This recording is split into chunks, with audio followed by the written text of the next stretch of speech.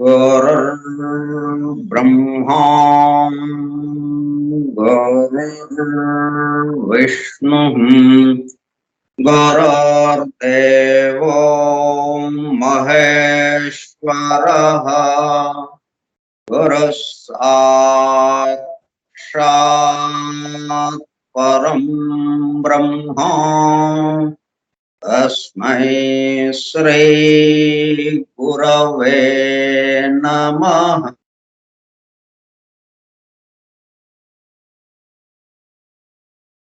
व्यासं वसिष्ठनप्तारं शक्तेः पौत्रमकल्मषम् पराशरात्मजं वन्दे सुकतातं तपोनिधिम् शुक्लाम्बरधरं विष्णुं शशिवर्णं चतुर्भुजं प्रसन्नवदनं ध्यायेत् सर्वविघ्नोपशान्तये। अगज आनन पद्मार्कं गजाननमहर्निशम् अनेकदं तं भक्तानां एकदन्तमुपास्महे। वक्रतुण्डमहाकाय कोटिसूर्यसमप्रभ निर्विघ्नं कुरु मे देवा सर्वकार्येषु सर्वदा। सरस्वती नमस्तुभ्यं वरदे कामरूपिणी विद्यारम्भं करिष्यामि सिद्धिर्भवतु मे सदा। ॐ भूर्भुवः स्वः ॐ तत्सवितुर्वरेण्यं भर्गो देवस्य धीमहि धियो यो नः प्रचोदयात्।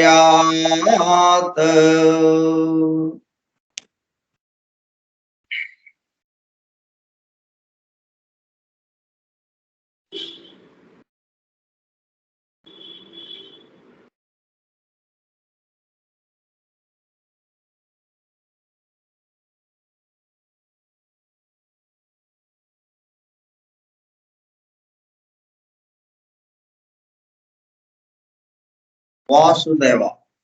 Vasudeva.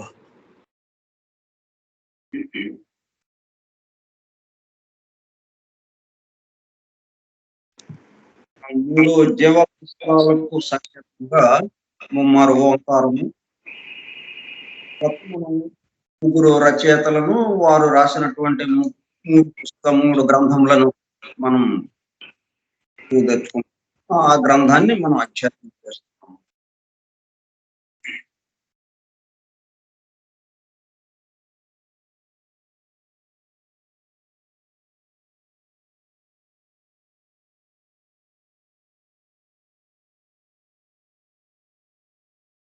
Forum for truth seekers, సత్యాన్వేషకుల బృందం, ఏ టెక్స్ట్ బుక్ ఆఫ్ థియోసఫీ, దివ్య జ్ఞాన ప్రబోధిని గ్రంథ పఠనము మరియు అధ్యయనము కార్యక్రమం 22వ పాఠము 19/10/2021 మంగళవారము సాయంత్రం 4:30 గంటలు. దివ్య జ్ఞాన ప్రబోధిని స్కైప్ గ్రూప్ లో సుదూర ప్రాంతాలలో ఎవరింట్లో వారు హాయిగా విశ్రాంతి తీసుకుంటూ ఏకకాలంలో ఒకేసారి ఏమి చేస్తున్నాము? వింటున్నాము. ఏమి వింటున్నాము? 1888 సంవత్సరంలో, అనగా దాదాపు 133 సంవత్సరముల క్రితము, the synthesis of science, religion and philosophy, శాస్త్రము, మతము మరియు తాత్వికతల సమన్వయ రూపముగా పరమ గురువులు సమస్త మానవాళి ఆధ్యాత్మిక అభివృద్ధి కొరకు మేడం ఎలెనా పెట్రోవ్నా బ్లవెట్స్కీ ద్వారా ప్రప్రథమముగా ప్రస్తుత సైంటిఫిక్ యుగంలో భౌతికతలో కూరుకుపోతున్న మానవాళిని భౌతికత నుండి ఆధ్యాత్మికత వైపుకు మరల్చడానికి, అలా అని పూర్తిగా ఆధ్యాత్మికత వైపుకు రమ్మని వారి ఉద్దేశ్యము కాదు. అదే సమయంలో భౌతికత ఆధ్యాత్మికతల మధ్య సామరస్యము, సమతూకము, బ్యాలెన్స్ ను నిలపడానికి అందింపబడిన మ్యాగ్నమ్ ఓపస్, మహత్తర అద్భుత దివ్య జ్ఞాన గ్రంథము ద సీక్రెట్ డాక్ట్రిన్ కు గైడ్ బుక్ గా 1912లో, అనగా దాదాపు 108 సంవత్సరముల క్రితము, చార్లెస్ వెబ్స్టర్ లెడ్బీటర్ దివ్య జ్ఞానము గురించి సామాన్య ప్రజానీకమునకు కూడా అర్థమయ్యే పద్ధతిలో రచించిన ఏ టెక్స్ట్ బుక్ ఆఫ్ థియోసఫీ ఆంగ్ల గ్రంథము, ద థియోసాఫికల్ సొసైటీ అంతర్జాతీయ అధ్యక్షులుగా పనిచేసిన శ్రీ సి జనరాజదాస గారి ఆజ్ఞతో శ్రీ గుంటూరు వెంకట సుబ్బారావు గారిచే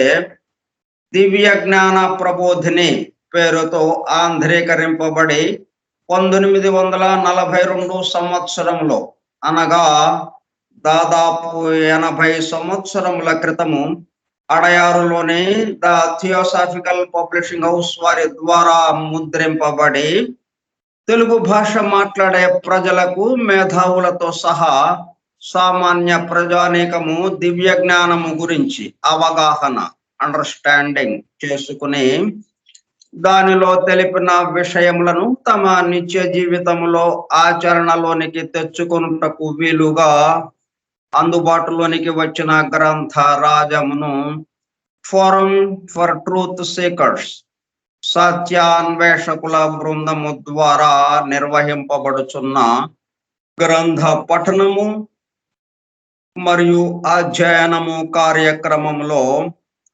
బూస్టర్ డోసుగా పఠిస్తూ అధ్యయనము చేయుచుండగా, ఆ కార్యక్రమంలో పాల్గొని ఎలా వింటున్నాము? అత్యంత శ్రద్ధాసక్తులతో చెవియొగ్గి వినుచున్న, అనగా ఒళ్ళంతా చెవులు చేసుకుని వినుచున్న ప్రియ సోదర శ్రోతలందరకు నమస్కారం.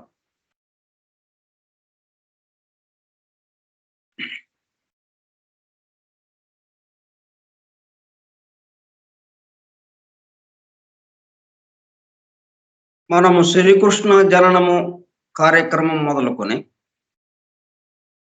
శ్రీపాద శ్రీవల్లభ చరితామృతం గ్రంథ పఠనము, అలాగే ఇప్పుడు దివ్య జ్ఞాన ప్రబోధిని గ్రంథ పఠనము, అధ్యయనము, ఈ కార్యక్రమాలు 3 కూడా ప్రధానంగా ఎందుకు ఉద్దేశింపబడినాయి? ఈ సమస్త ప్రపంచంలోని సమస్త మానవాళి ఎదుర్కొంటున్న మహా విపత్తు, ఆపద, కరోనా రూపంలో మహా విపత్తును ఎదుర్కొంటుంది సమస్త మానవాళి.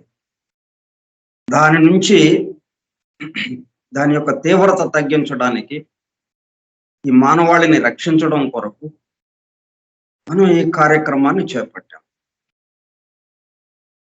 అసలైన ఉద్దేశం సరే, ఎలాగో ఒక కార్యక్రమాన్ని పెట్టుకున్నాం కాబట్టి ఈ సృష్టి మొత్తానికి సంబంధించినటువంటి విషయాలే మనం చర్చించుకుంటే, ప్రకృతి ధర్మాలు ఏమిటి, ప్రకృతిలో ఉన్న సూత్రాలు ఏమిటి, వాటికి అనుగుణంగా నడిస్తే ఏమవుతుంది, వ్యతిరేకంగా నడిస్తే ఏమవుతుంది అని ఆ అవగాహన ఏర్పాటు చేసుకోవటం ద్వారా మనం మరలా వ్యతిరేకంగా నడిచి ఈ కరోనా లాంటి మహా విపత్తును మరలా మనం ఎదుర్కోవాల్సిన అవసరం లేకుండా చేయటం కోసం ఈ కార్యక్రమాన్ని మనం ఏర్పాటు చేసుకున్నాం.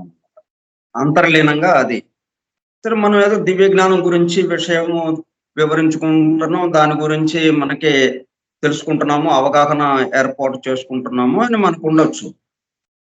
కానీ మనం ఏది చేసినా కానీ ఎవరి కోసం చేస్తాం? సమస్త మానవాళి, టువర్డ్స్ పర్ఫెక్షన్ ఆఫ్ హ్యుమానిటీ, సమస్త మానవాళి పరిపూర్ణులుగా మారుట కొరకు.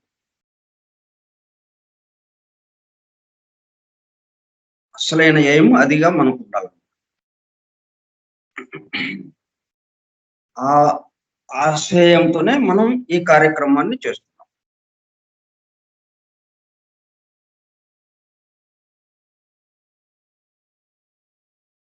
దివ్య జ్ఞాన ప్రబోధిని యోగి లెడ్బెటర్ గారు రాసిన ద టెక్స్ట్ బుక్ ఆఫ్ థియోసఫీకి ఆంధ్రీకరణం గుంటూరు వెంకట సుబ్బారావు చే ఆంధ్రీకరింపబడినది. అడయారు థియోసాఫికల్ పబ్లిషింగ్ హౌస్ వారిచే ప్రచురింపబడినది 1942 సంవత్సరం.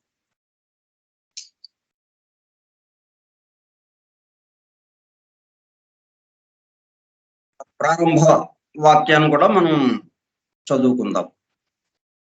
ఆధునిక విజ్ఞానము యొక్క దృష్టి పథము నుండి తప్పిపోయిన తత్వదర్శనం ఒకటి నేటికి ఉన్నది.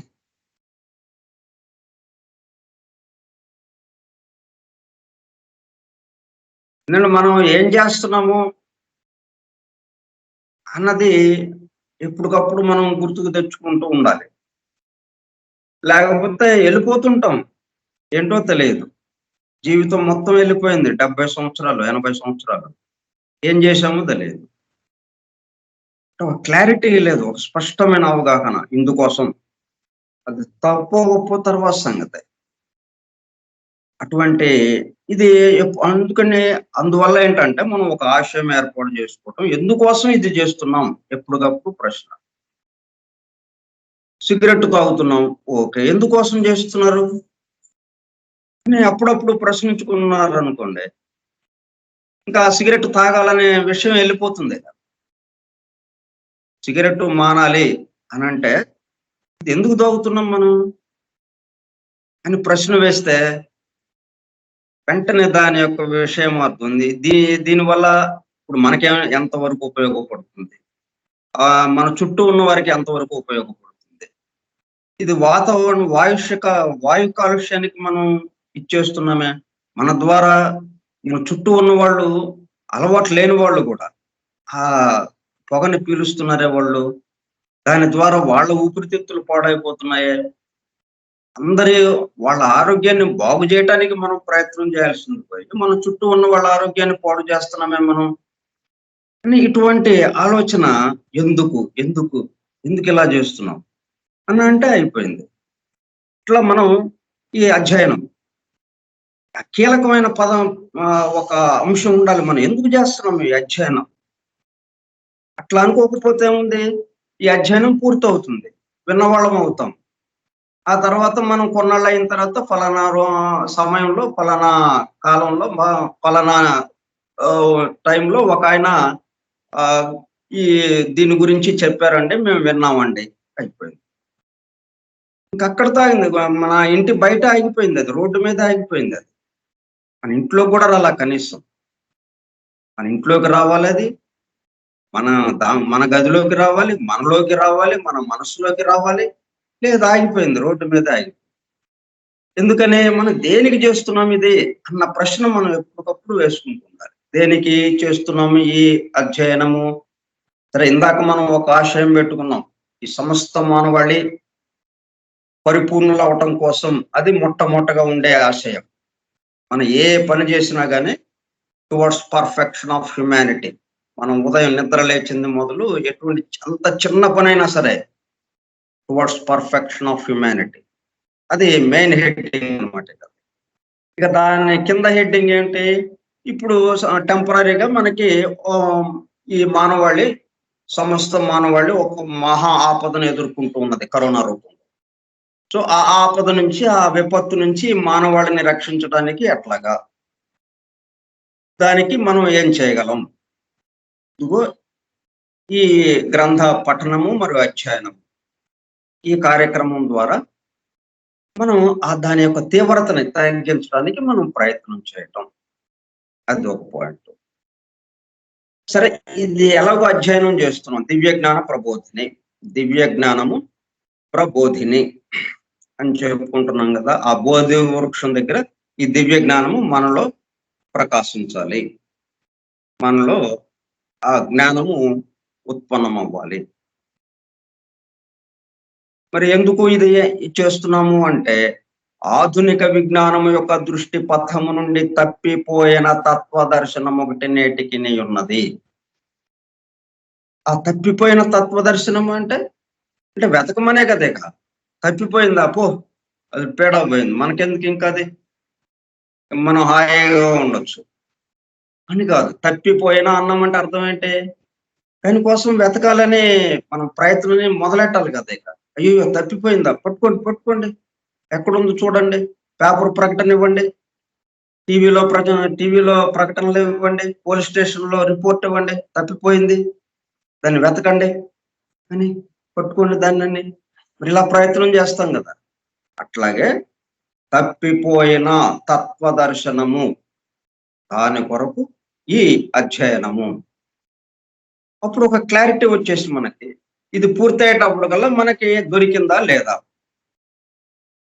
ఒకవేళ దొరకలేదు, మనకు అనుభూతికి రాలేదు, సరే దీని సంగతి ఏంటి అని మళ్ళీ మనం దాన్ని ప్రయత్నం చేయాలి. ఇప్పుడు ఇది తప్పిపోయింది, దొరకాలి, దొరకలేదు, ఈ విషయం లేకపోతే ఇక దీన్ని వదిలేస్తాం మనం. అదే తప్పిపోయిన దానికోసం వెతుకుతున్నాము, వెతికామండి, పుస్తకం గ్రంథం పూర్తి అయిపోయింది, అధ్యయనము దొరికిందా, దొరకలేదు, అనుభూతి చెందలేదు, ఇది ఏంటి, ఎందుకు మనం అకాడమిక్స్ మళ్ళీ మొదటి నుంచి రా అని చెప్పి మనం సొంతగా చదువుకోవటం. లేకపోతే మరలా ఎవరైతే చెప్పారో వారితో ఏంటి, ఎందుకని మాకు దొరకలేదు, చెప్పండి, మళ్ళీ చెప్పండి మాకు అని, ఎట్లాగా దాని గురించి ప్రయత్నం విడవకుండా. ఇప్పుడు మనం ఆ అనుభూతి తప్పనిసరిగా మనకి చేరువ అవుతుంది, ఆ అనుభూతిలోకి వెళ్ళిపోతాం. ఆ విధంగా ఉండాలన్నమాట. మనం ఏదైనా కానీ, ఏ అధ్యయనమైనా సరే. నిన్న మనం సరే ఈ మొదటి జీవ ప్రసారంతో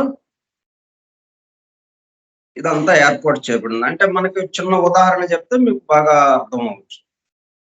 రాష్ట్రపతి ఒక నగరానికి చేయుచున్నారు, నగర సందర్శనం కోసం. ఆయన విచ్చేస్తున్న సందర్భంలో ఒక బహిరంగ సభ ఏర్పాటు చేయబడుతున్నది అని చెప్పి ఒక సంకల్పం బయలుదేరి. ముందు అనుకోవాలిగా, రాష్ట్రపతి నగర సందర్శనం. ఊరికే ఆయన అన్న ఆ సంకల్పం వచ్చింది, ఆ సంకల్పం రంగానే వచ్చేసి మాట్లాడటం అయిపోతుందా, మాట్లాడగలుగుతాడు ఆయన. దానికి ఎన్ని ఏర్పాట్లు. తాను పెక్కులు కావాలి, ఒక మహా సంకల్పం వచ్చింది. అయిపోతుందా దానికి? అనుకున్న ఎన్నో ఏర్పాట్లు. మొట్టమొదటగా ఏమవుతుంది? ఆ ఊళ్ళో, ఆ నగరంలో ఆయన బహిరంగ సభకి సంబంధించి స్టేజ్ తయారు చేయడం. తర్వాత మొత్తం ఎంతమందైతే హాజరవుతారో ఆ మైదానాన్ని శుభ్రం చేయటం. మైదానాన్ని దానికి తగ్గట్టుగా ఏర్పాటు చేయటం. అంటే వీళ్ళు ఎంతమందొస్తారో వాళ్ళు అనుకుని, దాన్ని బట్టి కొంచెం ఎక్కువ మందొచ్చినా గాని పట్టేటట్టుగా ఒక పెద్ద స్థలాన్ని వాళ్ళు అనువుగా దాన్ని మార్చుకోవటం. దీనికి అనువుగా. ఈ మొత్తం ఇదంతా తయారు చేయటం. వచ్చే వాళ్ళ కోసం రెడీగా. అంటే మొదటి జీవప్రసారం. మొత్తం అన్ని లోకాలు తయారు చేయబడాయి. సంసిద్ధం చేయబడింది. అంటే ఎంతవరకు రాబోయే కాలంలో ఇంకా గ్రహాలు గాని, ఈ సౌర కుటుంబము తన యొక్క గ్రహాలు ఇంకా పెరిగినా గాని, తన చుట్టూ పరిభ్రమించే గ్రహాలు పెరిగినా గాని, ఆ చోటు సరిపోయేటట్టుగా అంత చోటు సరిహద్దుగా పెట్టుకొని మొదటి జీవప్రసారము మొత్తం లోకాలని తయారు చేసింది అని మనం చెప్పుకున్నాం కదా. అట్లాగే ఈ మైదానం సిద్ధం చేయబడింది. మొదటి జీవప్రసారం అయిపోయింది. ఇక రెండో జీవప్రసారం వచ్చేసి ఈ ప్రజలు రావటం మొదలుపెట్టారు. మొత్తం ప్రజలందరూ వచ్చేసారు ఇక. అంటే అన్ని రకాల రూపాలు ఇవన్నీ చేయటం. వీళ్ళందరూ కలిసి ఒక ఇండివిడ్యువల్ ఆత్మలాగా అక్కడ నిలబడటం అన్నట్టుగా. తర్వాత రాష్ట్రపతి వచ్చాడు. వచ్చి ఆయన బహిరంగ సభలో ప్రసంగించారు. వీళ్ళందరూ విన్నారు. రాష్ట్రపతి వచ్చారు అంటే అది మూడో ప్రసారానికి సంబంధించింది. మూడో జీవ ప్రసారం. అంటే రాష్ట్రపతి ఎక్కడో రాజధాని నగరంలో ఆ రాష్ట్రపతి భవన్‌లో ఉన్న ఆయన ఇక్కడ మన దగ్గరికి వచ్చాడు. మనం ఆయన దగ్గరికి వెళ్ళలేదు. ఆయనే మన దగ్గరికొచ్చాడు. ఈ నగరానికి. ఎక్కడో మారుమూల ఉన్నటువంటి ఒక నగరానికి ఆయన వచ్చాడు. అంటే ఇది మూడో జీవ ప్రసారం. ఆ జీవాత్మగా ఇక్కడికొచ్చిందన్నమాట. భగవంతుడే ఆ తురియ లోకంలో నుంచి ఈ ఆత్మ, బుద్ధి, మనస్సుతో ఉత్తమ మానసిక లోకంలో కారణ శరీరంతో ఆ జీవాత్మ ఏదైతే ఉందో అది ఇప్పుడు వీళ్ళు రెడీగా ఉన్నారు కదా వినటానికి. ఎవరైతే సిద్ధంగా ఉన్నారో ఈ ప్రజలందరూ, వీళ్ళందరిది ఏంటన్నమాట ఆ ప్రత్యేక వ్యక్తిత్వం గల అభివృద్ధి చెందినటువంటి జంతు ఆత్మ. అంటే దాంట్లోకి చేరడానికి, అంటే వాళ్ళతో మాట్లాడడానికి ఈయన అక్కడి నుంచి కిందకి దిగాడు. సో ఈ రెండు వీళ్ళేమో ఆ వచ్చే ఆయన కోసం ఎదురు చూడటం. వీళ్ళు ఎదురు చూస్తున్నారు కాబట్టి ఆయన రావటం. ఒకళ్ళ కోసం ఒకళ్ళు అన్నట్లుగా. మూడు జీవ ప్రసారాలు ఇక్కడ మనకి వచ్చేసినాయి చూడండి. ఇట్లా ఎక్కడ ఏ సన్నివేశం చూసినా సరే, మన నిజ జీవితంలో, మన ఇంటిలో ఎక్కడ ఏది చూసినా ఈ మూడు నిత్యం మన ఎదురు జరుగుతూ ఉంటుంది. అట్లా మనం సమన్వయం చేసుకోవాలి.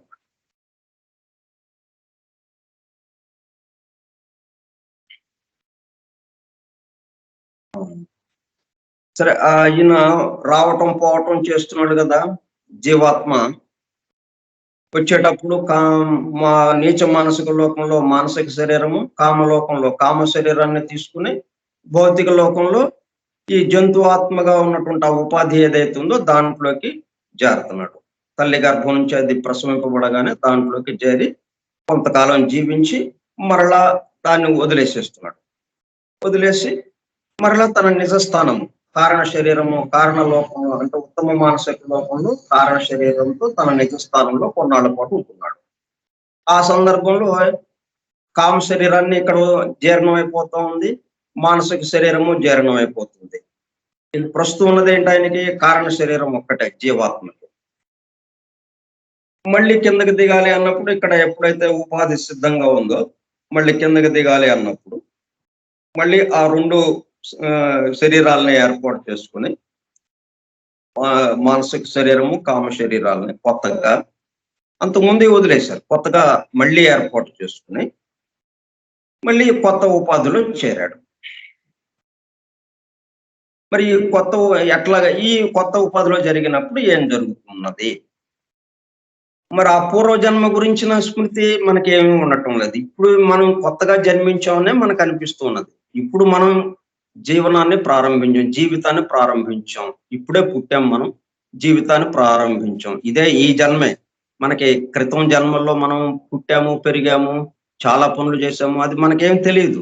మనకు గుర్తు రావట్లా మరి. ఆ పూర్వజన్మముల స్మృతి కొంత ఈ స్థూల ఉపాధులకు వచ్చుచుండును. అయితే ఈ జీవాత్మకి మాత్రం ప్రారంభం నుంచి ఇప్పటి వరకు ఒక 200, 300, ఒక 1000 జన్మలు గడిస్తే, ఆ 1000 జన్మల యొక్క మొత్తం సెకన్లతో సహా ఏమేమి జరిగింది అన్నీ భద్రపరపబడి ఉన్నాయి ఆయన యొక్క మస్తిష్కంలో. మొత్తం దాన్ని బయటకు తీస్తే వరుసగా చూడొచ్చు సినిమాలాగా. కానీ ఎప్పుడైతే ఆయన మానసిక శరీరాన్ని కట్టుకున్నాడో, ఎప్పుడైతే కామ శరీరాన్ని కట్టుకున్నాడో, ఎప్పుడైతే స్థూల ఉపాధిలోకి వచ్చేసాడో అది పోయింది. అది మూతబడిపోయిందనమాట. ఆ భరణ తాళం వేయబడినట్టుగా అయిపోయింది ఆ భరణ. ఆ భరణలో ఉన్నటువంటి ఈ జ్ఞాపకాల దొంతరలు, ఆ పొరలు మొత్తం తాళం వేయబడ్డాయి. ఇక నిన్న లేదు, క్రితం జన్మది ఏం లేదు, నథింగ్. ఇప్పుడే మనం కొత్తగా ఫ్రెష్ గా ఉన్నాము అన్నట్టుగా అయిపోతా ఉందన్నమాట.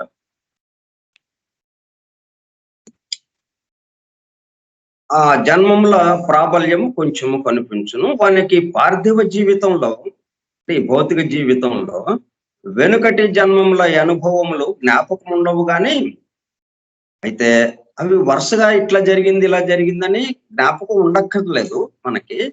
కానీ ఆ అనుభవముల వల్ల వికసించిన గుణములు ఈ జన్మములో అగుపించు. ఆయా సంఘటనల ద్వారా, ఆ సన్నివేశాల ద్వారా మనలో కొన్ని గుణాలు పెరగటం, కొన్ని చెడు లక్షణాలు తగ్గటం, మంచి లక్షణాలు పెరగటం, లేకపోతే చెడు లక్షణాలు పెరగటం, మంచి లక్షణాలు తగ్గటం, ఏదైనా గాని అటువంటివన్నీ ఆ లక్షణాలుగా, గుణాలుగా మారిపోతాయి అన్నమాట అవన్నీ. ఆ జ్ఞాపకాలన్నీ కూడా అక్కడ జరిగినటువంటి అనుభవ సారం గుణాలుగా మారిపోయి, ఇప్పుడు ప్రస్తుతము జరుగుతున్న దీని మీద అది ప్రభావం చూపిస్తూ ఉంటుంది. ఆ గుణముల యొక్క ప్రభావంతోనే మనం ఇప్పుడు వ్యవహరిస్తూ ఉంటాం అన్నమాట. ఆ అనుభవముల వల్ల వికసించిన గుణములు ఈ జన్మంలో అగుపించును. అందువల్ల వాడు అసలు ఉండటమే చెడ్డవాడుగా ఉంటాడు వాడు. వాడు స్కూల్లో చదివేటప్పుడే పక్క పిల్లోడిని పిన్నిస్‌తో గుచ్చుతుంటాడు. మరి అది ఎవడు నేర్పలేదు గదా! తల్లిదండ్రులు నేర్పలేదు, ఆ టీచరు నేర్పలేదు. కానీ వీడు పక్కనోడితో గుచ్చుతూ ఉంటాడు. ఏడిస్తే వీడికి ఆనందం. అంటే అంతకుముందు ఆ గుణాల్ని సంపాదించి ఉన్నాడనమాట ఆయన. అవి ప్రేరణగా ఉంటాయి, ప్రేరేపిస్తూ ఉంటాయి. అది చెయ్యి, అది చెయ్యి అన్నట్టు. దాన్ని ఆసరాగా చేసుకుని వచ్చిన ఆలోచన అమలు చేస్తూ ఉంటాడనమాట. అదే ఇంకొకడు అవతల వాడు ఏదైనా బాధపడుతుంటే వాడికి సాయం చేద్దాం ఉంటుంది. చిన్న పిల్లోడే. కానీ సాయం చేస్తాడు వాడు వాడి పరిధిలో. వాడి తల్లిదండ్రులను అడుగో, ఒక రూపాయి తెచ్చి ఆ స్నేహితుడికి ఇస్తాడు. వాడేదో బాధపడుతుంటే వాడికి డబ్బులు కావాలి అంట. అట్లాగా సహాయం చేసే గుణం. ఇవన్నీ ఎక్కడి నుంచి వచ్చినాయి? మనం ఎన్ని జన్మల నుంచి ఆహ్, మనం సంపాదించుకున్నటువంటి ఆస్తిపాస్తులన్నమాట ఇవి. ఈ గుణాలు. ఆ గుణాల ద్వారా ఈ జన్మలో మనం ఆయా సన్నివేశాల్లో వ్యవహరిస్తూ ఉంటాం. కనుక ప్రతి మనుష్యుడును తన స్వభావమును వెనుకటి జన్మములలో ఏ విధముగా నిర్మించుకొనెనో తానే జన్మంలో నా విధముగా ఉండదు. ఇప్పటికిప్పుడు హఠాత్తుగా మనం నిర్మించుకోవటం ఉండదు. మనం ఇంట్లోకి వచ్చాం, ఇంట్లో చేరాం, గృహప్రవేశం చేసాం. హఠాత్తుగా తెల్లారేటప్పటికల్లా ఇల్లొచ్చేసిందా? లేదు. ఒక సంవత్సరం పడుతుంది. అసలు ఈ స్థలం కొనటానికే మనం రూపాయి జాగ్రత్త పెట్టుకొని, దాచుకొని చేయటానికే కొన్ని పదుల సంవత్సరాలు పట్టింది. మన జీవితం పట్టింది. అది అది కట్టు స్థలం కొనుక్కొని, మళ్ళీ ఆ స్థలంలో ఇల్లు కట్టుకోవటానికి ఇంకా కొంత డబ్బు దాచుకోవటానికి అది కొన్ని సంవత్సరాలు పట్టింది. ఇంతకాలం పట్టింది. ఇల్లు సిద్ధమైపోయి మనం లోపల గృహప్రవేశం చేయటానికి. అట్లాగే ఇవన్నీ కూడా ఏ విధంగా అట్లా ఒక్కొక్క జన్మలో అలాగా నిర్మించుకుని వచ్చేసాము అవన్నీ ఆ గుణాలు ఈ జన్మలో ఆ విధముగా నుండును. ఆ జన్మములలో సుగుణముల నలవరుచుకున్న ఎడల ఆ గుణములనే ఇప్పుడు కలిగి ఉండును. ఆ జన్మములలో ఆత్మశిక్షణము నశ్రద్ధ చేసి దుర్బలుడుగాను దుర్బుద్ధిగాను నుండిన ఎడల నిప్పుడును సరిగా నా స్థితిలోనే ఉండును. తానే గుణములతో గుట్టునో మంచివైనను చెడ్డవైనను ఆ గుణములు తనంతట తాను సంపాదించుకున్నవే. ఇంకొకడు నేర్పినే కాదు, ఇంకొకడు బలవంతంగా రుద్దినయే కాదు. కానీ ఇక్కడ స్వేచ్ఛ ప్రసాదింపబడింది. జంతు స్థితి వరకు పూర్తిగా ప్రకృతి అధీనంలో, అంటే ఆ రెండో జీవ ప్రసారము సంయోగ శక్తితో కూడుకున్నటువంటి ఆ రెండో జీవ ప్రసారము రెండో మూర్తి నుంచి రెండో జీవ ప్రసారం ఏదైతే వచ్చి ఈ రూపాలన్నిటినీ పుట్టించి ఆ రూపాలని నిర్మించి ఆ రూపాలకి తాను చైతన్యమై ఆ రూపాలను అభివృద్ధి పరుస్తూ క్రమక్రమంగా సామూహిక ఆత్మలుగా ఉన్నటువంటి జంతు స్థితి నుంచి ప్రత్యేక వ్యక్తిత్వం కలిగినటువంటి జంతు ఆత్మ వరకు దాన్ని అభివృద్ధి పరిచింది. అక్కడ వరకు ఏంటి, ఎవరికి స్వేచ్ఛ లేదు. నేను ఈ జంతువుకి వెళ్తానండి, నేను ఈ జంతువు బాగుందండి నాకు అని అనడానికి లేదు. మొత్తం ఒక ప్రణాళిక ప్రకారం జరిగిపోతూ వచ్చేసింది. ఇప్పుడేంటి, ఇప్పుడు మనం ఈ అభివృద్ధి చెందినటువంటి జంతు ఆత్మ ఒకటే అక్కడ నిలబడి ఉంది, ఉపాధిగా ఉండటం కోసం రెడీగా. ఇటు నుంచి ఆ తురియాత్మ లోకంలో నుంచి కిందకి దిగుతూ మన ఉత్తమ మానసిక లోకంలో కారణ శరీరంతో అక్కడ ఆగి ఉన్నాడు జీవాత్మ. ఇప్పుడు వీళ్ళిద్దరూ ఇక్కడ ఒక్కడిగా అయిపోయాడు. ఇక్కడ జీవాత్మ ఎంతో విశ్వాత్మగా ఉన్నటువంటి ఆ తురియుడు మొత్తానికి సంబంధించిన ఒకే ఆత్మగా ఉన్నటువంటి వాడు క్రమక్రమంగా కిందకి దిగేమయ్యాడు, అనేక కోట్ల ఆత్మల్లాగా అయిపోయాడు, ఒక చిన్న ఆత్మగా మారిపోయాడు ఇక్కడ జీవాత్మ. సో ఇక్కడ ఇండివిజువల్ గా ఒకడు ఇక్కడ ఉన్నాడు. ఇక్కడ ఇండివిజువల్ గా ప్రత్యేక వ్యక్తిత్వం కలిగిన జంతు ఆత్మతో ఉపాధిగా ఇక్కడ ఒక ఉపాధి ఉంది, ఒక ఆత్మతో కూడినటువంటి ఉపాధి. ప్రత్యేక జంతు స్థితిలో ఉన్నటువంటి చిట్ట చివరిదైన ప్రత్యేక వ్యక్తిత్వం కలిగిన ఉపాధిగా ఇక్కడ నిలబడింది. ఇప్పుడు ఈ రెండింటిని కలుపుతున్నాం అన్నమాట. ఆ జీవుడు వచ్చి ఈ ఉపాధిలోకి చేరి ఇప్పుడు తర్వాత నాటకం ఇక మూడో అంకం అన్నమాట. 3 రంగాలుగా ఉన్నది ఈ నాటకం. మొదటి రంగం అంతా స్టేజి తయారు చేయడం, రెండో రంగం అంతా స్టేజి మీద రకరకాల పాత్రలను తీసుకురావడం, వాళ్ళందరితో నాటకాన్ని ఆడించడం. అది అయిపోయిన తర్వాత వాళ్ళందరినీ యొక్క దీనిగా ప్రత్యేక వ్యక్తిత్వంతో ఒక ఉపాధిని తయారు చేయడం. అప్పుడు ఈ జీవాత్మ దాంట్లోకి రావడానికి మూడో రంగం అనమాట. ఇప్పుడు మూడో రంగం అనమాట. 2 రంగాలు అయిపోయినాయి, ఇది మూడో రంగం. ఈ నాటకం ఇది నడుస్తుంది ఇప్పుడు. ఇక్కడ పూర్తిగా స్వేచ్ఛ. ఇటు ఉపాధి తన ఇష్టం, అటు జీవాత్మ తన ఇష్టం. వీళ్ళని నియంత్రించే వాళ్ళు లేరు, నియంత్రింపబడడం లేదు. ఎందుకు నియంత్రింపబడడం లేదు? నియంత్రణ ద్వారా వాళ్ళని మంచి వాళ్ళని చేయటం అది పెద్ద విషయం కాదు. భయంతో మంచి వాళ్ళుగా ఉంటారు. నియంత్రణ ద్వారా అది వీళ్ళంతట వీళ్ళుగా మంచి వాళ్ళుగా ఉండడం అనేది అది కరెక్ట్ అయిన విషయం. వాళ్ళంతట వాళ్ళుగా మంచి వాళ్ళుగా ఉండాలి. కానీ మనం భయపెట్టి కదిలితే కొట్టేస్తాము అన్నట్టుగా ఉంటే, అమ్మో అటే వెళ్ళామంటే కొడతారు వీళ్ళు, అందుకని మనం వెళ్ళకుండా ఉందాం. కొట్టకపోతే వీళ్ళు వెళ్ళేవాడు, మరి ఎట్లాగది? కాబట్టి వాడు కొట్టకుండా ఎప్పుడు ఉంటాడా అని చూస్తూ ఉంటాడు. వాడు అటు ఏమారాడు అనుకోండి, లేకపోతే బెత్తం లేదు చేతిలో, అయితే హీడు మొదలెడతాడు గోల. పాఠం క్లాస్ రూమ్ లో టీచర్ చేతిలో బెత్తం లేదంట, వీడు గోల మొదలెడతాడు. ఇక టీచర్ ఏం చేస్తాడు, ఊరికి అరవటమే కానీ ఏం చేయలేడు కదా అని వీడి ధైర్యం అనమాట. అది చేతిలో బెత్తం చూస్తే అమ్మో బెత్తంతో కొడతాడు మనం అని మేలకుండా ఉంటాడు. కాబట్టి వీడిలో గోల చేసే తత్వం పోలా, దాన్ని బట్టి సబ్జెక్టు కండిషన్ అయిపోయింది అనమాట. అందుకని ఇప్పుడు ఆ స్వేచ్ఛ ప్రసాదించి ఈ స్వేచ్ఛ ద్వారా మీ ఇష్టం ఏం చేస్తారో చూద్దాం, అసలు చేయండి, ఎంతవరకు చేస్తారో అని వదిలేసాం అనుకో, అప్పుడు చేసి చేసి చేసి అలసిపోయి వాళ్ళంతట వాళ్ళుగా ఇది ఇట్లా బాగోలేదు, ఇట్లాగా ఉంటే బాగుంది అనే భావంలోకి మనల్ని మనం తెప్పించడం అనమాట. అది ఈ మూడో జీవ ప్రసారం యొక్క విశేషం. ఇక్కడ ఇక సరైన స్థితిలో మనం రావటం అనే దానికి ఇక్కడ ఏర్పాటు ఉందన్నమాట. అయితే అది కొంత ఆలస్యం అవుతుంది, కొన్ని జన్మలు పడుతుంది. కాబట్టి ఈ గుణాలన్నీ కూడా తనంతట తాను సంపాదించుకున్నవే. ఇప్పుడు ఈ విషయం మనకి అర్థమైందనుకోండి, ఇప్పుడు ఈ చెడ్డ లక్షణాలు ఎక్కడి నుంచి వచ్చినాయి మనకి? తాగుదామని, ఇట్లాగా అవతల వాడిని మోసం చేద్దామని, దగా చేద్దామని, లేకపోతే వ్యాపారంలో కల్తీ చేద్దామని, కల్తీ చేసి త్వరగా డబ్బులు సంపాదిద్దామని, తక్కువ తక్కువ రకం తక్కువ క్వాలిటీ ఉన్న వస్తువులు తయారు చేసి ఎక్కువ డబ్బులు ఖరీదు పెట్టి త్వరగా డబ్బులు సంపాదిద్దామని, ఇట్లా ఎన్ని మోసం, దగ, ఇవన్నీ ఎక్కడి నుంచి వచ్చినాయి? అంతకు ముందున్న లక్షణాలు అవి.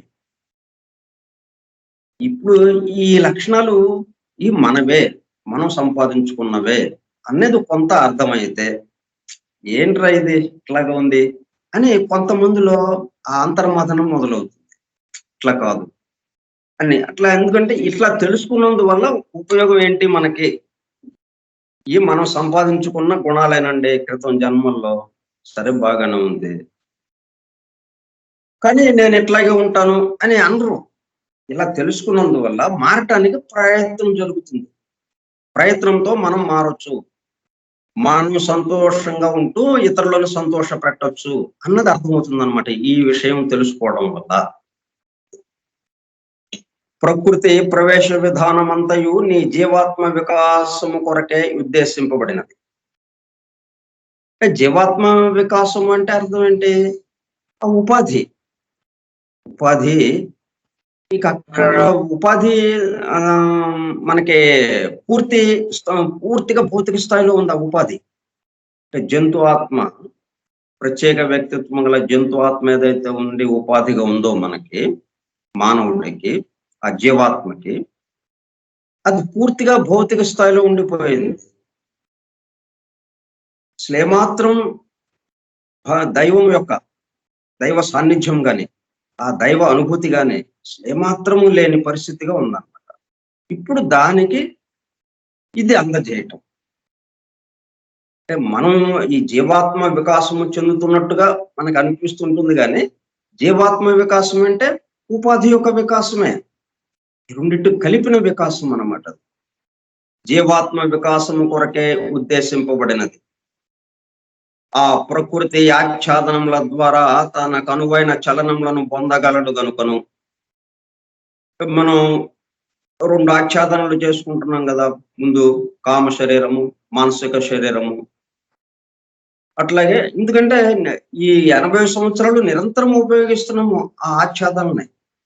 మానసిక శరీరముతో ఆలోచనలు ఆలోచిస్తున్నాం. కామ శరీరంతో కోరికలకి సంబంధించిన కోరికలు కోరుకుంటున్నాం మనం. ఆ భౌతికమైనటువంటి ఉపాధితో దాన్ని తీర్చుకుంటున్నాం. వీరికి ఆలోచిస్తే సరిపోదు, కోరిక ఉంది, ఆలోచన, కోరిక ఉంది. ఇది వినాలండి, దీన్ని ఇలా ఎవరో పాఠం చెప్తున్నారంట, ఆ పాఠం విందామండి అని ఆలోచన, కోరిక వచ్చింది. మరి వినాలంటే ఎట్లాగా? చెవులు కావాలి, భౌతికంగా ఉపాధి కావాలి. సో ఆ భౌతిక ఉపాధి ద్వారా మనం ఈ వినటానికి ఏర్పాటు జరిగింది. కాబట్టి ఈ 3 ఉపాధుల ద్వారా మనం రోజువారీ కార్యక్రమాలను నిర్వహించుకుంటున్నాం.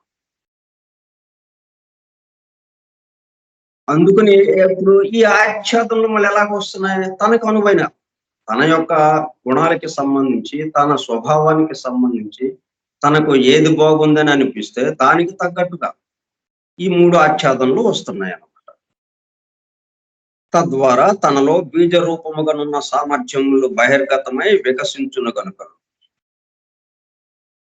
అంటే ఇవే ఈ ఆచ్ఛాదనల ద్వారానే, ఈ శరీరాల ద్వారానే తనలో మరి జీవాత్మ అంటే ఎవరు ఈయన?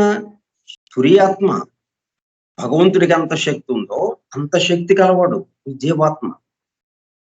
అయితే బీజ రూపంలో ఉన్నాయి అవి. ఎందుకంటే కిందకి దిగటం వల్ల అవి క్రమక్రమంగా స్థూలానికి వచ్చేసినాయి. స్థూలానికి వచ్చినప్పుడు కల్లా అది పూర్తిగా వ్యక్తం కావు. సూక్ష్మ లోకాల్లో పూర్తిగా వ్యక్తమైనంత దీనిగా మనకి స్థూలానికి దిగే కొంది ఆ వ్యక్తం అవటం తగ్గుతుంది. కొద్ది కొద్దిగానే పరిమితం అయిపోతూ వస్తుందన్నమాట. ఆ శక్తి సామర్థ్యాలన్నీ పరిమితం అయిపోతూ వస్తాయి. ఇప్పుడు మన ఈ జీవాత్మ ఏం చేస్తున్నాడు? తనలో బీజ రూపముగానున్న సామర్థ్యములు బహిర్గతమై వికసించును గనుకను. అవి వికసించాలి అంటే ఇదిగో రకరకాల పనులు ఇవన్నీ చేయాలి భూలోకంలో. ఆ భూలోకంలో చేయడానికి మరి ఎట్లాగా? ఈ 3 ఆచ్ఛాదనల ద్వారా మానసిక శరీరము, కామ శరీరము, భౌతిక ఉపాధి. ఈ మూడిటి ద్వారా అతను చేసిన పనుల నుంచి తనలో ఉన్నటువంటి ఆ బీజ రూపంలో ఉన్న శక్తుల్ని క్రమక్రమంగా వికాసం చెందించటం. ఎందుకు వికాసం చెందించటం? ఈ మొత్తానికి సంబంధించిన వాడి యొక్క అనుభూతి చెందటానికి వీలుగా, ఆ దైవానుభూతి కొరకు జీవుడు ఆ ఆచ్ఛాదనంలా గైకొనుచున్నాడు. ఆ ఆచ్ఛాదనం లేదనుకోండి, మానసిక శరీరం లేకపోతే ఆలోచన లేదు, కామ శరీరం లేకపోతే కోరిక లేదు, కోరిక ఆలోచన లేకుండా, ఆలోచన కోరిక లేకుండా భౌతిక ఉపాధిలో చేసేదేం లేదు. అలాగా ఎక్కడున్నాడు అక్కడ కూర్చుని ఉంటాడు. మనం పుట్టిన పిల్లవాడు మానసికంగా ఎదగలేదు. ఇప్పుడు వాడు 30 సంవత్సరాలు వచ్చింది. ఇప్పుడు వయసు 30 సంవత్సరాలు. ఎలా ఉంటారో చూస్తున్నాంగా మనం. ఎక్కడ వేసినాడు అక్కడే. కాకపోతే తన పనులు తను చేసుకుంటాడు. లేస్తాడు, స్నానం చేస్తాడు, అన్నం పెడితే అన్నం తింటాడు, పడుకుంటాడు. అంతే. మాట లేదు. ఏం పనులు చేయటం ఏం లేదు. నథింగ్. అంటే కామ శరీరము క్లోజ్ అయిపోయింది. మానసిక శరీరము కనెక్షన్ లేదు. భౌతిక ఉపాధి మాత్రం అట్లాగా, అంటే జీవించి ఉన్నాడు కాబట్టి, జీవాత్మ ఉంది కాబట్టి మా ఉపాధి మాత్రం కదులుతూ ఉందన్నమాట. ఉపాధి కదులుతూ ఉండాలి కాబట్టి దానికి కావాల్సిన ఆహారం, ఆ మేత నోట్లోకి వెళ్ళటం అంతవరకు పనిచేస్తూ ఉందన్నమాట. కాబట్టి కామ శరీరము, మానసిక శరీరము చాలా అవసరం. వాటి ద్వారా మనం కొన్ని అనుభవాలని సంపాదించుకుంటూ వాటి ద్వారా మనలో ఉన్న శక్తుల్ని వికాసం చెందించటం. ఇప్పుడు ఈ జన్మలో మరి ఏముంది? ఏం లేదు. నథింగ్. పుట్టినోడు ఎలాగున్నాడో చనిపోయేటప్పుడు కూడా అలాగే ఉన్నాడు. 70 సంవత్సరాలు జీవించాడు, లేకపోతే 40 సంవత్సరాలు. ఎక్కువ కాలం జీవించరు కాబట్టి అటువంటి వాళ్ళు 40 సంవత్సరాలు జీవించగానే ప్రాణం విడిస్తారు. ఈ 40 సంవత్సరాలు మరి ఒక జన్మ అలా వృధా అయిపోయినట్టు అయిందనమాట. ఏం ప్రోగ్రెస్ లేకుండా అన్నట్టు. కానీ అది కూడా ప్రోగ్రెస్ లోకి వస్తుంది. ఎందుకంటే ఆ స్థితి రావడానికి భయంకరమైన పనులు చేశాడు అంతకు ముందు. లేకపోతే ఈ స్థితి ఎందుకు వచ్చేది? ఏది అయినా కానీ మనం చేసిన పనుల యొక్క ఫలితాలే. వీడు ఆ స్థితిలోకి ఎందుకు వచ్చాడు? అంతకు ముందు జన్మలో అత్యంత క్రూరంగా, అత్యంత భయంకరమైనటువంటి పనులు చేయటం వల్ల ఇంకా పూర్తిగా కనెక్షన్ కట్ చేసినట్టు అయిందనమాట. వీడు ఏమాత్రం వీడికి తెలివి ఇచ్చినా, ఏమాత్రం వీడికి మానసిక శరీరం ఇచ్చినా, ఏమాత్రం వీడికి కామ శరీరం ఇచ్చినా మళ్ళీ జనాన్ని చంపేస్తాడు, లాభం లేదు అని అట్లా ఆపారనమాట. అట్లా ఉంటాయన్నమాట. ఇప్పుడు ఏంటంటే ఇక అలా చూస్తూ ఉంటాడు. అప్పుడు కొంత పశ్చాత్తాపం, దాంతో ఇలాగ చేయకూడదు అన్నట్టుగా కొంత మేరకు అది వచ్చి ఆ నెక్స్ట్ జన్మలో మళ్ళీ సాధారణ జీవితాన్ని గడపడానికి అవకాశం ఉంటుంది. అలాగా ఉంటాయి. తద్వారా తనలో బీజ రూపముగానున్న సామర్థ్యములు బహిర్గతమై వికసించును గనుకను జీవుడా ఆచ్ఛాదనంలా గైకొనుచున్నాడు. మనుషుడు పై లోకములలో నుంచి, అంటే సూక్ష్మ లోకాల్లో నుంచి క్రిందికి స్థూల లోకంలోనికి దిగును. అంటే మనం తురియాత్మ లోకంలో మొదలెట్టాం. ఆధ్యాత్మిక లోకంలో అంతరాత్మ, అంతర్వాణి లోకంలో బుద్ధి, ఉత్తమ మానసిక లోకంలో మనస్సు, ఆత్మ, బుద్ధి, మనస్సు. ఈ మూడిటి యొక్క కలయికతో జీవాత్మగా మనం ఉత్తమ మానసిక లోకంలో ఉన్నాం. అక్కడ వరకు దిగాం. స్థూల లోకంలోనికి దిగును. కానీ ఈ దిగుట వల్లనే ఆ సూక్ష్మ లోకములను పూర్తిగా గ్రహించగల శక్తి వానిలో వికసించును.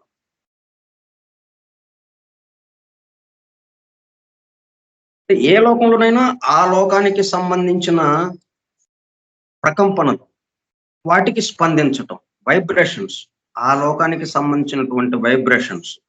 ఒక్కొక్క లోకానికి ఒక్కొక్క రకమైనటువంటి వైబ్రేషన్స్ ఉంటాయి. ఈ భూలోకానికి ఉన్న వైబ్రేషన్స్ కి మనం స్పందిస్తూ ఉంటాం కాబట్టి ఈ భూలోకం మనకి నిజంగా ఇక్కడ ఉన్నట్టుగా మనకు కనిపిస్తుంది. మనం కామలోకం ఇక్కడ ఉన్నప్పటికీ ఆ కామలోకానికి సంబంధించి మనం ఎక్కువగా స్పందించలేకపోతున్నాం కాబట్టి అది మనకు కనపట్లేదు. దానికి కూడా మనం స్పందించగలిగితే ఈ భూలోక ప్రకంపనలకి ఎలాగైతే స్పందించగలుగుతున్నామో, ఈ భూలోకం నిజంగా వాస్తవంగా యథార్థంగా మన ఎదుట కనిపిస్తూ ఉన్నదో, అట్లాగే కామలోకానికి సంబంధించిన ప్రకంపనలు వాటికి కూడా మనం స్పందించగలిగితే అది కూడా మన ఎదురుగా కనిపిస్తూ ఉంటుంది. అంటే ఆ దివ్య దృష్టి ద్వారా మనకి చుట్టూ మనం మామూలు సాధారణ వ్యక్తి చూచేదానికన్నా ఇంకా ఎక్కువ ఆ లోకంలోని వస్తువులు కూడా ఆయనకి కనిపిస్తూ ఉంటాయి. ఆ లోకంలో జరుగుతున్న పరిణామాలు కూడా ఇతను గమనిస్తూ ఉంటాడు అనమాట. కామలోకంలో కూడా. అలాగే మానసిక లోకానికి ఆయా లోకాలకి సంబంధించిన పూర్తి స్పందించగలిగితే ఆ లోకంతో పూర్తిగా అనుసంధానం అవుతాడు అనమాట. ఇప్పుడు మనం కిందకి దిగటం వల్ల ఏం జరుగుతుంది? ఇతనిలో స్పందించే గుణం పెరుగుతూ ఉన్నది అనమాట. స్థూల లోకంలోనికి దిగును. కానీ ఈ దిగుట వల్లనే ఆ సూక్ష్మ లోకంలో పూర్తిగా గ్రహించగల శక్తి వానిలో వికసించు. ఏ లోకంలోనైనను సంపూర్ణ ప్రజ్ఞ కలిగి ఉండుట అనగా నా లోకము యొక్క స్పందనములన్నిటినీ గ్రహించి వానికి ప్రతిచలింపగలిగి ఉండుట. మనం భూలోకంలో ఆ పని చేస్తున్నాం. ఈ భూలోకంలో ఉన్నటువంటి స్పందనాలన్నిటికీ ఈ లోకం యొక్క స్పందనాలు, ప్రకంపనలు, వీటికి ప్రతిచలింపజేయగలుగుతున్నాం, మనం ప్రతిచలింపగలుగుతున్నాం, ప్రతిస్పందించగలుగుతున్నాం. అట్లా మిగతాయి కూడా అన్నమాట.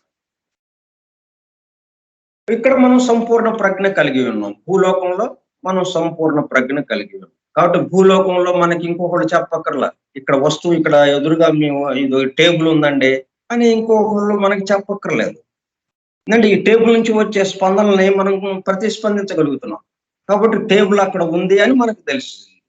అదే ఈ టేబుల్ నుంచి వస్తున్న స్పందనల్ని, ప్రకంపనలని మనం స్పందించలేదనుకోండి, అక్కడ టేబుల్ ఉన్నట్టు తెలియదు మనకి. మనకి ఇక్కడ వస్తువు ఉంది అని ఎప్పుడు తెలుస్తుంది? మనకి ప్రతిస్పందించినప్పుడు.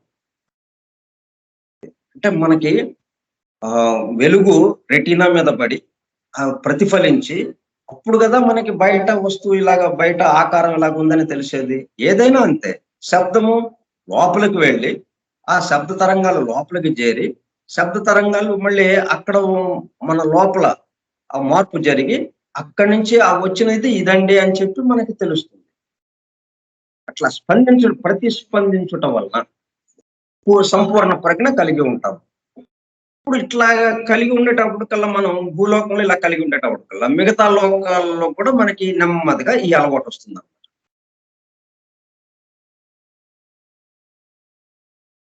కనుక సామాన్యపు మనుషునికి ఇంకను ఏ లోకంలోను తాను ఎరుగుతున్న పృథ్వీ లోకంలో కూడా పూర్ణ ప్రజ్ఞ కలుగలేదు. మనం పృథ్వీలోకం దాదాపుగా మనకి తెలుసు అని అనుకుంటున్నాము.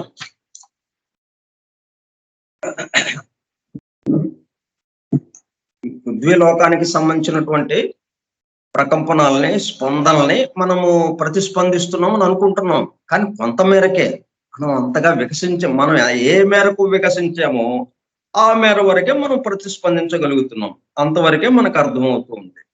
అందువల్లే మనం అందరికీ ఒకే రకంగా ఒక విషయం జరిగితే, ఒక సంఘటన జరిగితే అందరూ ఒకే రకంగా స్పందించడం లేదు. ఒకడికి దాంట్లో మంచి కనిపిస్తూ ఉంది, ఒకడికేమో దాంట్లో చెడు కనిపిస్తూ ఉంది.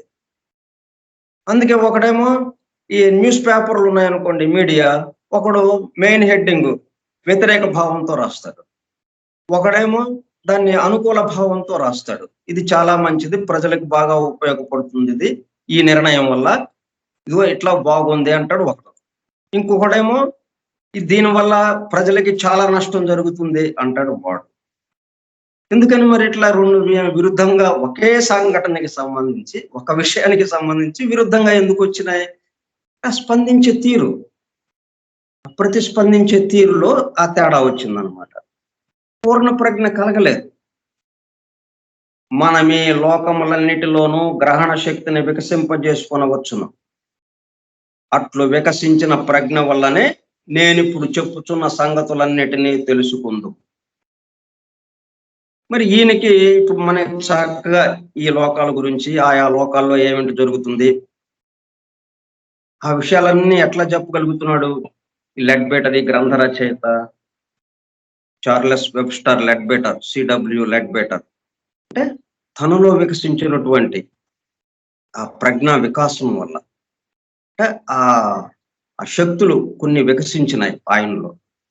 దాంతో ఏమైందనమాట, ప్రతిస్పందించటం అన్ని లోకాలకి, అంటే మా కామలోకానికి సంబంధించి, మానసిక లోకానికి సంబంధించి, ఉత్తమ మానసిక లోకానికి సంబంధించి, అంతర్వాణి లోకానికి సంబంధించి, అంటే ఈ భూమండలం మీద ఉన్న భూమండలానికి సంబంధించినటువంటి 7 లోకాలు ఏవైతే ఉన్నాయో, మిగతా భూలోకంతో కలుపుకొని 7 లోకాలు ఏవైతే ఉన్నాయో, ఈ భూమండలానికి సంబంధించి ఉపవిభాగాలు, వాటి మొత్తంతో ఈయన ప్రతిస్పందించగలుగుతున్నాడు అనమాట. పూర్ణ ప్రజ్ఞ కలిగి ఉన్నాడు. దానివల్ల అక్కడ ఎదుట సినిమాలాగా కనిపిస్తూ ఉంది దీనికి. అందుకని ఆ విషయాలన్నీ చక్కగా వివరించగలిగాడు మనకి. కాబట్టి వీటిని పూర్తిగా మనం నమ్మటానికి ఆధారంగా ఉందన్నమాట. పూర్తిగా నమ్మవచ్చు మనం, నమ్మకంగా. ఎందుకని ఆయన దివ్య దృష్టితో ఆయన చూచిన విషయాలే చెప్పాడు ఇక్కడ, అనుకున్న విషయాలు చెప్పలేదు. ఇట్లా ఉండొచ్చు అనుకుంటానండి, బహుశా ఇలా అయి ఉంటుందేమో అని అట్లాగే చెప్పలే ఆయన. ఇలా ఉంది అన్నాడు ఆయన. నేను అలాగా చూసేటప్పుడు కల్లా కామలోకంలో ఇలా జరుగుతూ ఉన్నది, మానసిక లోకంలో ఇలా జరుగుతూ ఉన్నది అని మనం సినిమాలో హీరో ఇట్లా చేశాడండి అని అంటాం, హీరో ఇలా చేయవచ్చండి అని అంటాం మనం కదా. ఎందుకంటే చూసాము అక్కడ మనం సినిమా, మనం పూర్తిగా చూసి హీరో ఇట్లా ఇట్లా మాట్లాడాడండి, ఇలా చేశాడండి అని మనం ఇంకొకటి చెప్తుంటాం. మనం అట్లా చెప్పాడు అనమాట, ఒక సినిమా చూసినట్టుగా ఆయన దాన్ని పూర్తిగా ప్రజ్ఞ కలిగి ఉన్నాడు అనమాట. ఆయా లోకాలు బాగా వికసించినది. అయితే మనకి రాదాది, మనకి వస్తుంది ప్రయత్నం. ఎట్లాగా మనం ముందే చెప్పుకున్నాం. ఆయనకి ఎట్లాగొచ్చినాయి శక్తులను, ఎలా వికాసం చెందినాయి? తన చుట్టూ ఉన్న వారి కొరకు పనిచేయుట. తన కొరకు కాకుండా తన చుట్టూ ఉన్న వారి కొరకు పనిచేయటం ఎప్పుడైతే మొదలు పెట్టాడో, అప్పుడు పరమ గురువులు ఆయన్ని శిష్యుడిగా స్వీకరించి, ఇతని ద్వారా మనం ఈ సామాన్య సమస్త మానవాళికి ఏమేం చేయాలో ఆయన ద్వారా చేపిద్దాం అని వాళ్ళు అనుకుని, ఆ శక్తులన్నీ ఆయనలో వికసించేటట్టు వాళ్ళు చేశారు పరమ గురువు. అంతేని ఈయన ప్రత్యేకంగా సాధన చేసింది లేదు.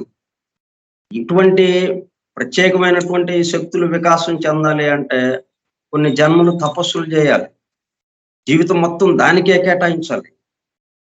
అట్లా చేయలే ఈయన.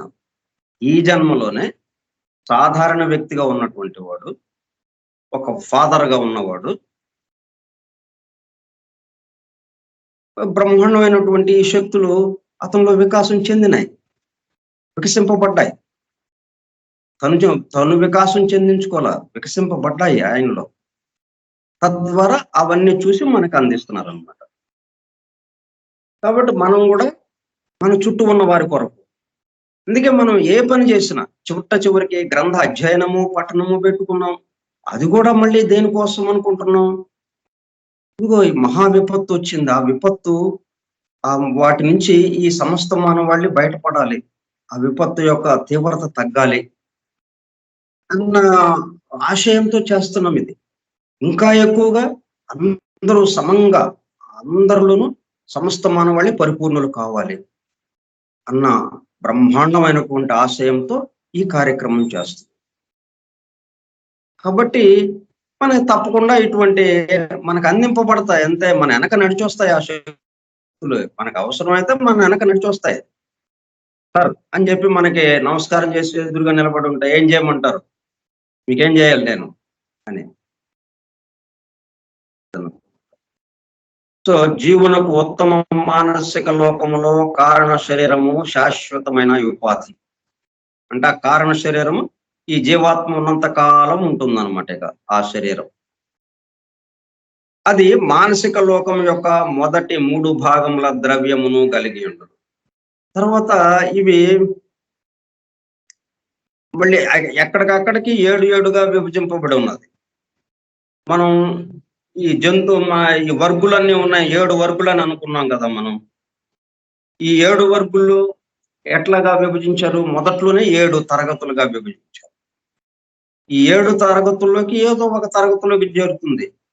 ఒక ఒక వర్గులోకి సంబంధించినటువంటి కొన్ని రూపాలు ఒకే తరగతిలో ఉండవు. 7 తరగతులకి సంబంధించినవిగా ఉంటాయి. మొట్టమొదటిలోనే ఆ క్లాసిఫికేషన్ జరిగిపోయింది. ఆ వర్గీకరణ జరిగిపోయింది. కాబట్టి ప్రారంభంలోనే మనం ఏ తరగతిలో ప్రారంభించామో, ఇంకా అదే వరుసలో వచ్చేస్తామన్నమాట. అంటే ఏ కాలేజీలో చేరామో మనం, ఇంకా ఆ కాలేజీనే ఇక.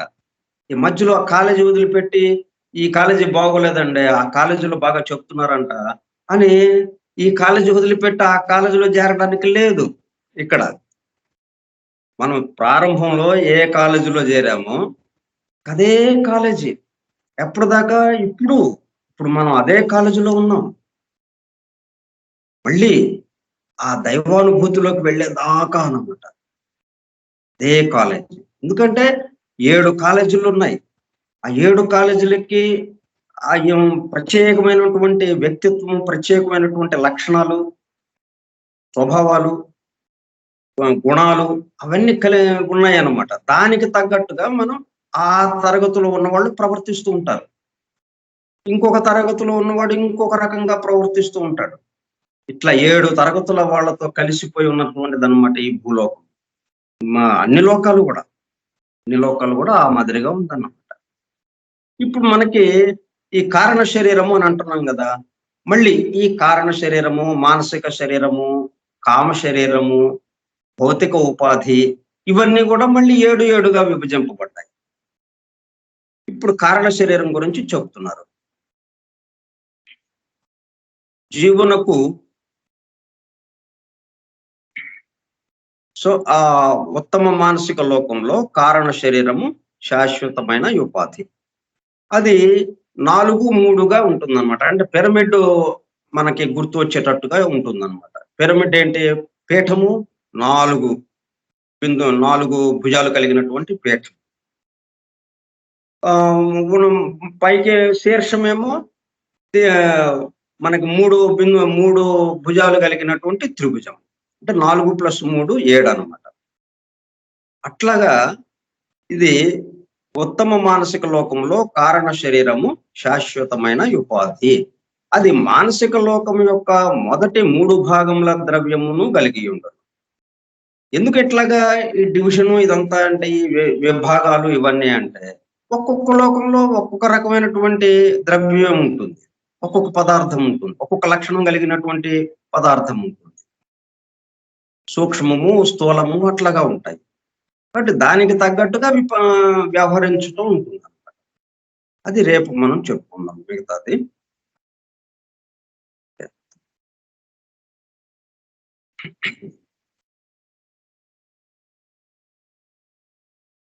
స్వస్తి ప్రజాభ్యః పరిపాలయంతాం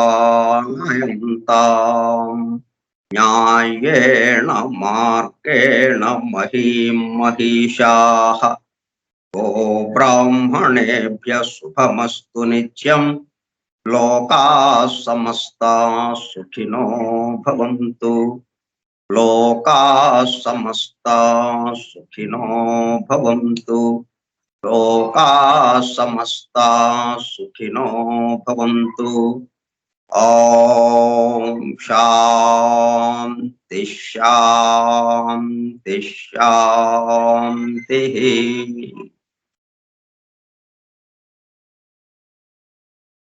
ఒక గంట కాలాన్ని మనం మర్చిపోయాం. గంట జరిగిందా అన్నది ఇప్పుడు తెలిసింది మనకి. అత్యద్భుతమైనటువంటి ఒక పారవశ్య స్థితిలో మనం ఉన్నాం. దానివల్ల ఏమవుతుంది, బ్రహ్మాండమైనటువంటి దివ్యశక్తి సేకరింపబడుతుంది, ఇక్కడ క్రోడీకరింపబడుతుంది, జనరేట్ అవుతుంది. ఆ జనరేట్ అయినటువంటి ఆ దివ్యశక్తి మనకి కాకుండా మొత్తం సమస్త మానవాళికి ఉపయోగపడాలన్నట్టుగా ఈ చిట్ట చివరి శ్లోకం అన్నమాట. మనం ఈ కార్యక్రమం మొత్తం శ్రీకృష్ణార్పణమస్తు అన్నట్టుగా, ఆ దైవార్పణమస్తు అన్నట్టుగా, సమస్త మానవాళి అర్పణమస్తు, సమస్త మానవాళి కోసం మనం అది చదువుతున్నాం. ఓకే. అందరికీ ధన్యవాదములు. Thank you sir.